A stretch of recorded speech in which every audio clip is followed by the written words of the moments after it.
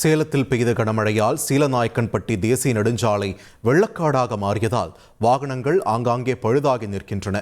கூடுதல் தகவல்களை எமது செய்தியாளர் தமிழ்ச்செல்வன் வழங்க கேட்கலாம். தமிழ்ச்செல்வன், வணக்கம். தற்பொழுது அங்கு நிலைமையை சீராக்க ஏதேனும் நடவடிக்கை முன்னெடுக்கப்பட்டிருக்கிறதா? அங்குள்ள சூழல் என்ன? விரிவா பதிவு பண்ணுங்க. கோடை வெயிலின் தாக்கம் கடந்த சில நாட்களாகவே அதிகரித்து காணப்பட்ட நிலையில் சேலம் மாவட்டத்தில் இன்று காலை முதலே மேகமூட்டத்துடன் காட்சியளித்து வந்தது. இந்த நிலையில் மாலை துவங்கிய மழை இடைவிடாமல் கனமழையாக 2 மணி நேரத்திற்கு மேலாக கொட்டிக்கு இருந்தது. குறிப்பாக இதன் காரணமாக சேலம் மதுரை தேசிய நெடுஞ்சாலையில் மழைநீர் சூழ்ந்து கொண்டதால் வெள்ளக்காடாக மாறி காட்சியளித்தது. குறிப்பாக சேலம் சீலநாயக்கன்பட்டி பகுதியில் உள்ள தேசிய நெடுஞ்சாலை பகுதியில் மழைநீர் சூழ்ந்து நின்றதன் காரணமாக வாகனங்கள் செல்ல முடியாமல் வரிசையாக பழுதடைந்து நின்றதால் வாகன ஓட்டிகள் மிகுந்த சிரமத்தை சந்தித்தார்கள். குறிப்பாக பெருக்கெடுத்து ஓடிய மழை வெள்ளத்தால் கனரக வாகனங்கள் குறிப்பாக தேசிய நெடுஞ்சாலையிலிருந்து 2 கிலோமீட்டர் தூரத்திற்கு அணிவகுத்து நின்று கடும் போக்குவரத்து நெரிசலில் சிக்கியது.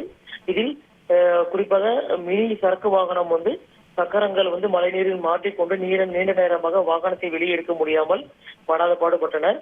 குறிப்பாக இவ்வழியாக செல்ல முயன்ற ஆம்புலன்ஸ் உள்ளிட்ட அனைத்து வாகனங்களும் மிகுந்த சிரமத்திற்கிடையே இந்த இடத்தை கடந்து சென்றது.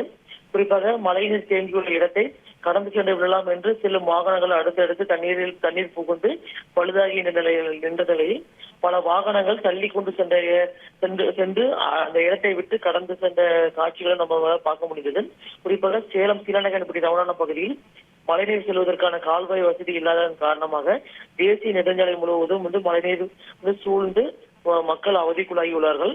குறிப்பாக சேலம் மாநகரின் வழியாக மதுரை, சென்னை, திருச்சி உள்ளிட்ட மாவட்டங்களுக்கு செல்லும் வாகனங்கள் போக்குவரத்து நெரிசல் சிக்கி கடும் அவதிக்குள்ளாகியுள்ளார்கள்.